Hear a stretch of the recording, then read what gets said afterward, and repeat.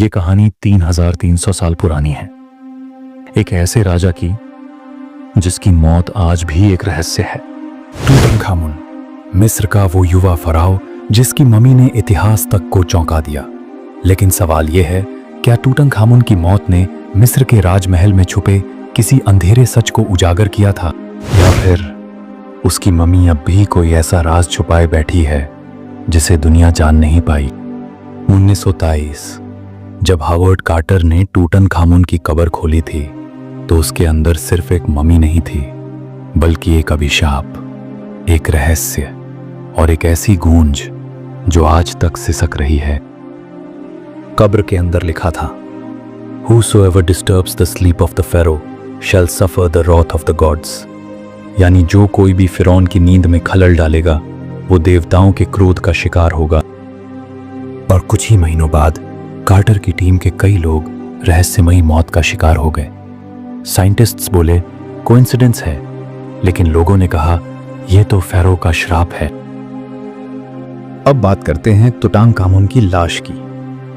जब उसकी मम्मी की जांच हुई तो साइंटिस्ट्स हैरान रह गए।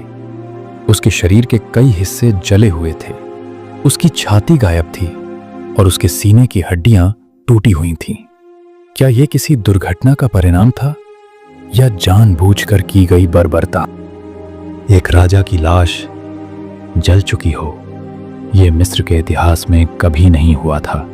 फिर टूटनखामुन के साथ यह क्यों हुआ? कुछ एक्सपर्ट्स कहते हैं शायद उसे जिंदा ही आग में फेंक दिया गया था, या फिर उसकी मौत के बाद उसकी मम्मी बनाने में कोई घातक गलती हुई।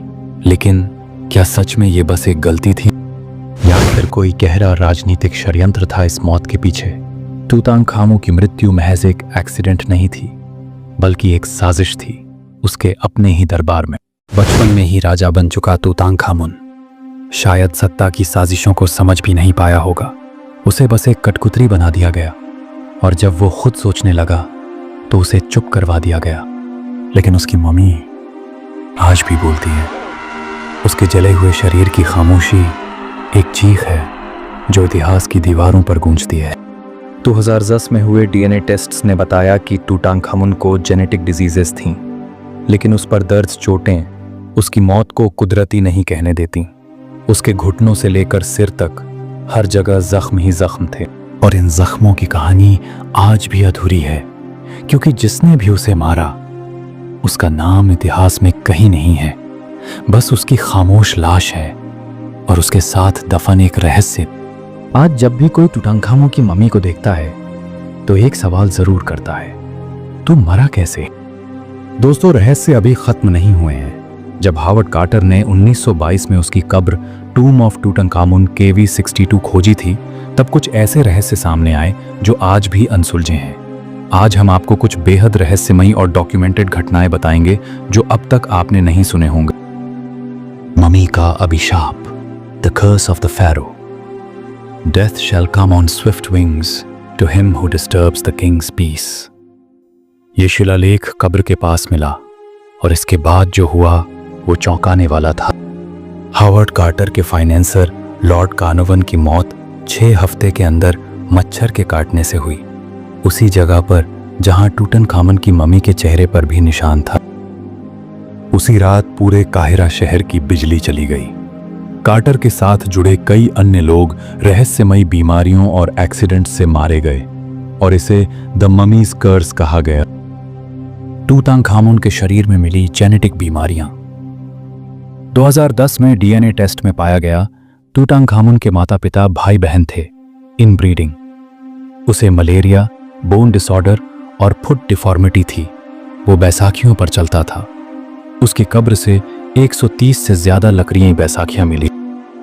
छाती का ना होना और जलना, missing chest and burned body.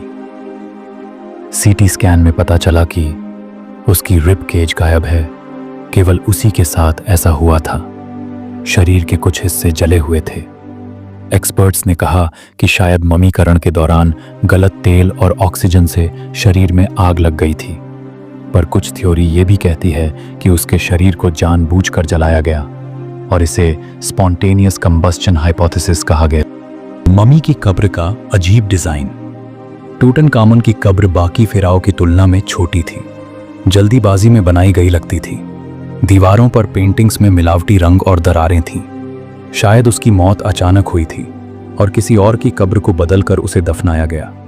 इसे देखकर इतिहासकारों ने अंदाजा लगाया कि शायद उसकी हत्या कर दी गई थी और जल्दी में दफनाया गया। हावर्ड कार्टर द्वारा कुछ चुराया जाना? बहुत बाद में सामने आया कि कार्टर ने तुतनखामुन की कब्र से कीमती चीजें चोरी की थीं। कुछ आर्टिफैक्ट्स बाद में ब्रिटेन में पाए गए। इससे सवाल उठे, क्या खोज के नाम पर लूट की गई थी? तुतनखामुन की आत्मा कब शांत होगी?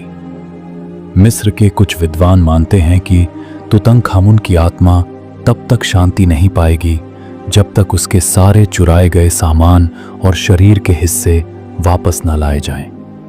आज भी कई आर्टिफैक्ट्स अलग अलग म्यूजियम में बिखरे हैं। इस थ्योरी को spiritual rest of the pharaoh कहा जाता है।